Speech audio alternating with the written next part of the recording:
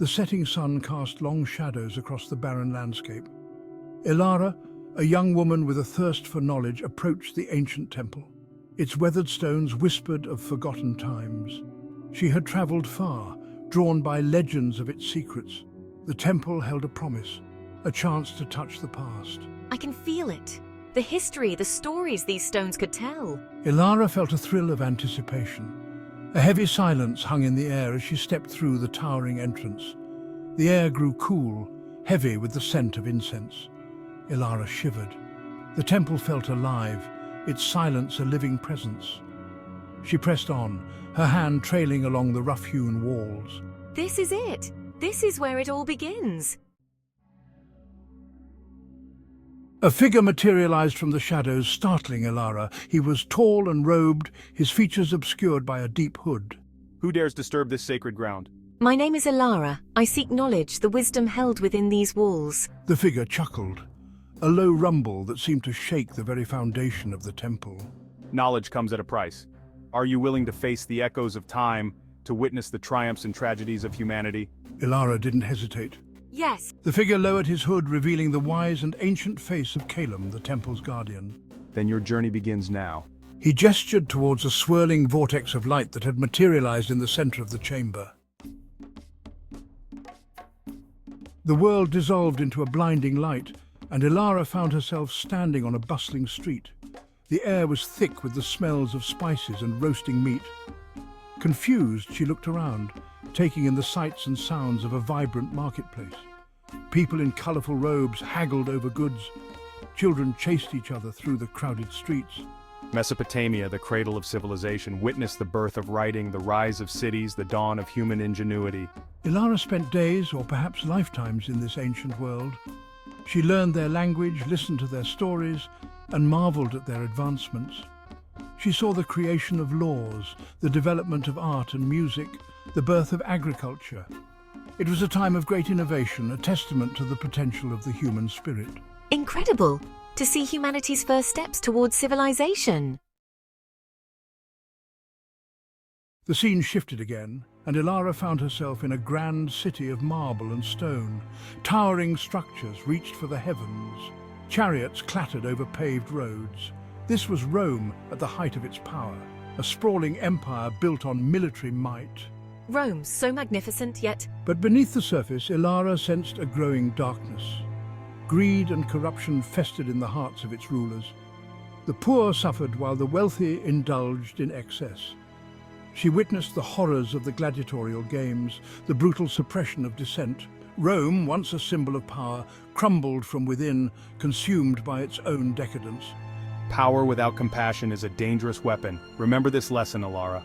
I will, I promise. The echoes of Rome's fall lingered in her mind, a stark reminder of the price of hubris and the importance of compassion.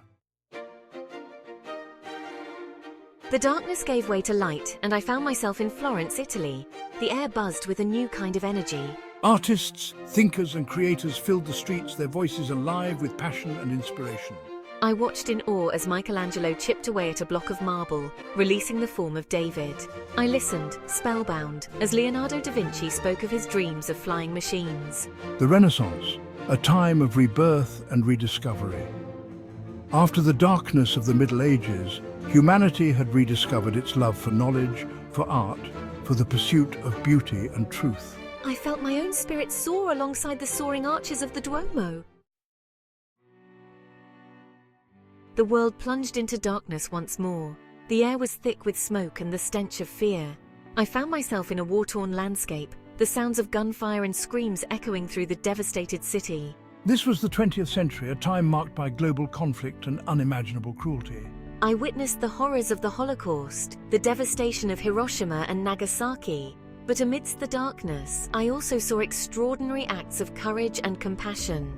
Ordinary people, thrust into extraordinary circumstances, rose to the challenge, risking their lives to help others. I saw the resilience of the human spirit, its unwavering capacity for love and hope, even in the face of unimaginable suffering. Even in the darkest of times, light persists. Look for it, Elara. Nurture it.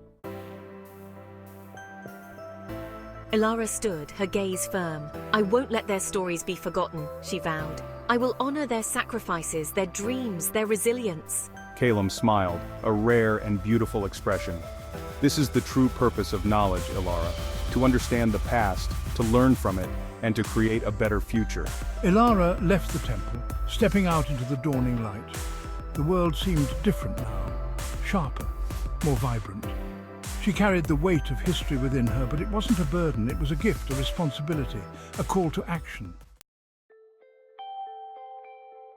Elara dedicated her life to sharing the stories she had learned. She traveled the world, speaking to anyone who would listen. She spoke of ancient civilizations and fallen empires, of artistic triumphs and scientific discoveries. She spoke of wars and famines, of oppression and injustice. But most importantly, she spoke of hope. She spoke of the enduring human spirit, its capacity for love, courage, and compassion. She reminded people that they were not just observers of history, but active participants in its unfolding narrative. Elara's stories resonated with people from all walks of life. They sparked conversations, challenged perspectives, and inspired action. Her words planted seeds of understanding, empathy, and hope. People began to see the world through a wider lens, recognizing the interconnectedness of their lives and the importance of building a more just and compassionate future. The echoes of the past reverberated in the present, shaping the world for generations to come. And it all began with a young woman named Elara, who dared to enter an ancient temple and embrace the whispers of time. She understood that history is not just a collection of facts and dates, but a living tapestry woven from the threads of human experience. It is a story that continues to unfold, and each of us has a role to play in shaping its next chapter.